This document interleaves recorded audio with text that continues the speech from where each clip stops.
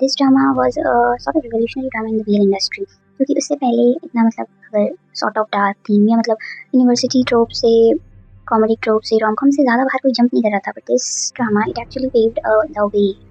इसके बाद directors, writers, actors they were confident enough to take risk और उन्होंने फिर एक्सप्लोर करा और अब we are here in 2026 and now we have a range of BL drama. तो कहानी शुरू होती है introduction of Kinn, the head of the main family. क्या मेन फैमिली है, कौन सी मेन फैमिली, इस पे हम अभी नहीं जाएंगे। किन इज अ माफिया बॉस जिसका फेवरेट काम है दारू पीना। मतलब तुम्हें हर सीन में ये बंदा नजर आएगा दारू पीते हुए। I mean maybe I am exaggerating but whatever. Oh that's his papa. Kin tries to be the cold, calculating, mysterious guy that he definitely is not. I would say he's a bit dumb. मतलब पहले scene में किन किसी Italian mafia से मिलने गया था। जाते वक्त उसकी कार के पीछे 2 कार्स और थी, अपेरेंटली उसके गार्ड्स थे। वहाँ से जब ये लेन वापस आता है तो सिर्फ एक ही कार वापस आती है, बाकी 2 कार्स कहाँ गई। और ये मीटिंग में ना किसी को शूट भी करके आ गया, मतलब as it he just killed someone. तो अब इसके ऊपर अटैक्स का ज़्यादा रिस्क है ना, he is more prone to attacks. But no, अभी हम अकेले आएंगे वापस। अभी अकेले आया, ठीक है, पीछे गुंडे भी पड़ गए तो भागना पड़ा जान बचाने के लिए। और भागते हुए पहुंच जाता है ये बार में जहाँ पर इसकी मुलाकात होती है पोर्श से। तो पोर्श इस बार में काम करता है, ही इज अ बारटेंडर, लेकिन he is also a skilled fighter, तो वो किन की जान बचा लेता है। तो अभी सब हो गया, आ गए बॉडीगार्ड्स वापस, पता नहीं सूट वूट में तैयार होकर। Well whatever. किन के फादर पोर्श की स्किल्स देखकर उसको कहते हैं, किन को कहते हैं कि you hire me as a bodyguard. तो Kinn like the very smart guy he is, वो पहले उसको किडनैप कर लेता है और उसके बाद उसको ऑफर देता है कि you work with me. Porsche मना करता है, कोई भी मना करेगा यार। ऑफ कोर्स यार, तुम किसी को मतलब तुम्हें उससे काम है, तुम्हें उसको अगर जॉब भी ऑफर करनी है तो तुम किडनैप करके तो नहीं ही मना सकते हो। Who does that man. But Porsche is an orphan. उसके पेरेंट्स की कार एक्सीडेंट में मौत हो गई थी जब वो काफी छोटा था, तो घर पे थोड़ा फाइनेंशियल इश्यूज भी रहते हैं, उसी को सब कुछ देखना पड़ता है। एक छोटा भाई है उसका पोर्शे, और एक गेमर अंकल। मुझे लगता है ज्यादातर इनकी जो फाइनेंशियल इश्यूज हैं वो इन्हीं अंकल की वजह से है। तो फिर मजबूरी में उसको किन का ऑफर लेना पड़ता है and then he is off to become a bodyguard. अगर मुझे पता नहीं होता कि किन इज अ माफिया, तो मैं डेफिनेटली ये मान लेती कि these guys they run a bodyguard training agency. मतलब these mafia bosses and their bodyguards they share the same space, same घर पे रहते हैं। यहाँ पर इन बॉडीगार्ड्स की भी सारी फैसिलिटीज हैं, मतलब उनकी ट्रेनिंग के लिए जिम से लेकर swimming pool, cafeteria, personal doctors हैं, they have everything. So initially Porsche ही डिसलाइक्स बीइंग देयर। मतलब बंदा अपने फर्स्ट ऑफिशियल मिशन पर बिल्कुल नशे में धुत। That's disgusting. But along the way he befriends some of the favorite bodyguards जो कि ट्रेनिंग के अलावा यहाँ पे सब करते हुए दिखते हैं। जो मेन कैरेक्टर है टैन खुन, किन का बड़ा भाई। बचपन में वो किडनैप हो गया था तो उसको कुछ ट्रॉमा है। He is not normal, as you can see he is not normal.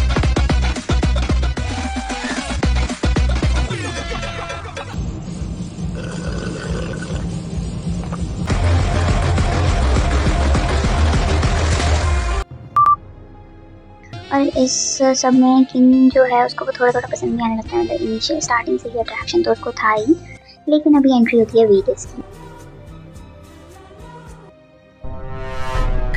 तो वो थोड़ा थोड़ा इंटरेस्ट दिखाने लगता है पोर्श में।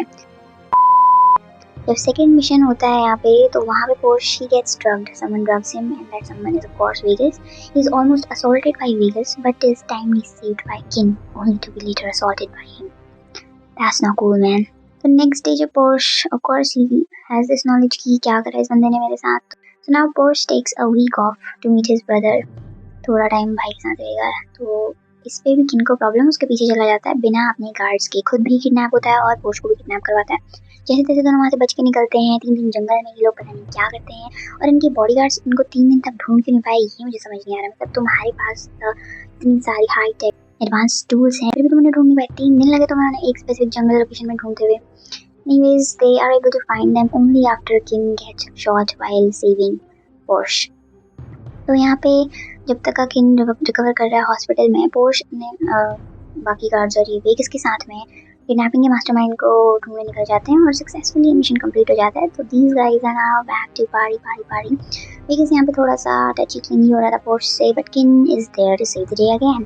थोड़ी मिसअंडरस्टैंडिंग्स होती हैं, फिर चीज़ें क्लियर हो जाती हैं, और फिर किन पोर्श का हमें थोड़ी time happy dating era start होता है।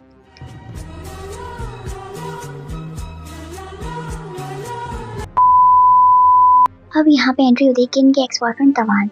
this guy, he betrayed Kin by selling his information to his rivals. So Kin did the most natural thing that came to him. He shot him. So this guy is supposed to be dead.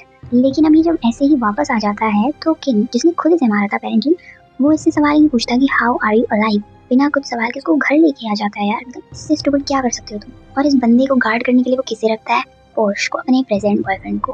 मतलब this guy is dumb. लेकिन किन को ये पता है कि तवान उसे फिर से झूठ बोल रहा है और वो एक बार वेगस के साथ मिल रखा है उनकी मेन फैमिली की बैंड बजाने के लिए अपेरेंटली। तो किन अपने एक बॉडीगार्ड पीट को वेगस में नजर रखने के लिए बोलता है। लेकिन ये सारा प्लान वो सबसे इंपॉर्टेंट और मेन पर्सन जो इसमें इन्वॉल्व है पोर्श, उसको नहीं बताता। फिर एक अननेसेसरी मिसअंडरस्टैंडिंग होती है और पोर्श वेगस के साथ ही यहाँ से भाग के निकल जाता है। लेकिन अब जब वेगस और तवान का प्लान बाकी सबको पता है तो वो लोग इनके पीछे लग जाते हैं। वेगस को है कि वेगस को तो यहाँ से भागना पड़ता है ना। वो वेगस अपने किसी सेफ हाउस चला जाता है और अपने साथ पीट को भी लेके जाता है। वहाँ पे वो उसको टॉर्चर करता है which eventually leads to these attachments and feelings between the two. I would say that's a perfect example of Stockholm syndrome। और कोई कुछ भी बोले मुझे नहीं सुनना। तो अभी जब तक का वेगस नहीं मिल रहा है इनको, ये नहीं कि इंटेंसिफाई करें अपनी हम सर्च को। these guys they are like okay let's publicize our relationship। हम तो रिलेशनशिप में हैं भाई, घर पे सबको बोल देते हैं। और उसके बाद पोर्श अपने भाई पोर्शे के साथ किन के घर पे रहने लगता है। ओ हाँ, किन का एक छोटा भाई भी है किम, उसको तो हम भूल ही गए। फ्लैशबैक।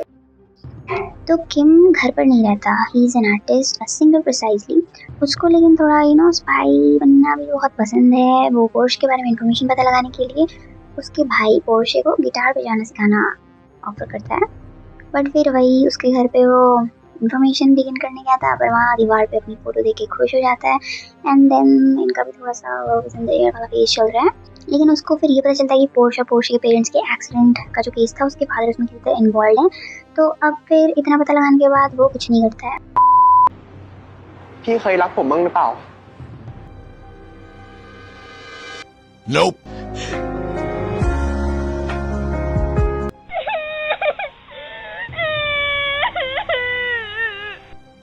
एंड नाउ पोर्शे बहुत हर्ट है। हर्ट होना बनता है, लेकिन जो नहीं बनता वो ये कि तुम अपने यूनिवर्सिटी एंट्रेंस के इंटरव्यू को मिस कर दो, अपने बाल रंगवाकर नशे में धुत रहो और उसके बाद देवदास बन जाओ। मतलब इसका अलग ही चल रहा है। और ये सब इसके भाई को बिल्कुल नजर नहीं आ रहा है। मतलब बंदे के चेहरे की रंगत उड़ी है और तुम उससे पूछ रहे हो are you excited. Anyways so now अब सिर्फ 2 एपिसोड बचे हैं और राइटर को भी याद आ गया कि 2 एपिसोड बचे हैं। तो पोर्श के पेरेंट्स का जो एक्सीडेंट का केस है उसके बारे में भी तो थोड़ा सा आगे पता लगाना है ना। फिर पोर्श के अंकल उसको बोलते हैं कि उसके पेरेंट्स को तो किसी ने शूट करके मारा था। And guess who shot them, it was Korn. And even now Korn reveals that उसने शूट นี่ว่า नहीं น้ำ करा। พึ่งเป็นน้องสาวฉัน What did you say? เป็นน้องบุญธรรมของฉัน anyways तो फिर क्वेश्चन तो ये रहा कि गोली किसने चलाई। गोली उसके भाई कन ने चलाई थी, जैसे कि हमें पता ही नहीं था। इन दोनों के अलावा वहाँ था भी कौन। तो ये बात बता कर कौन खुद भी मर जाता है। एंड माइनर फैमिली जो तो पूरी जिंदगी भर बस इस बुड्ढे के मरने का इंतजार कर रही थी। सो नाउ मेन फैमिली और माइनर फैमिली के बीच में होने वाला है अपना फाइनल शोडाउन। तो एक ब्रूटल होली बैटल के बाद बिना एक भी स्क्रैच के गन पहुंचता है। I don't know which floor this is, but here we find Korn जिंदा with a woman who is supposed to be Porsche की mom, but she looks very young to be his mom. यहाँ पे कन gets emotional. จะได้รู้ความจริงจะได้รู้ความจริงสักทีว่า He was about to say something, but Con shoots him. ตั้งพอชขึ้นรับตำแหน่งหัวหน้าตระกูลรอง And with this, Con बहुत ही conveniently Porsche को minor family का head appoint कर देता है। जिस फैमिली से उसका कोई रिश्ता नहीं है उस फैमिली का इसने उसको हेड अपॉइंट कर लिया। एंड जस्ट लाइक दैट सबकी हैप्पीली एवर आफ्टर हो जाती है। मतलब just like that. So that was Kinn Porsche for you.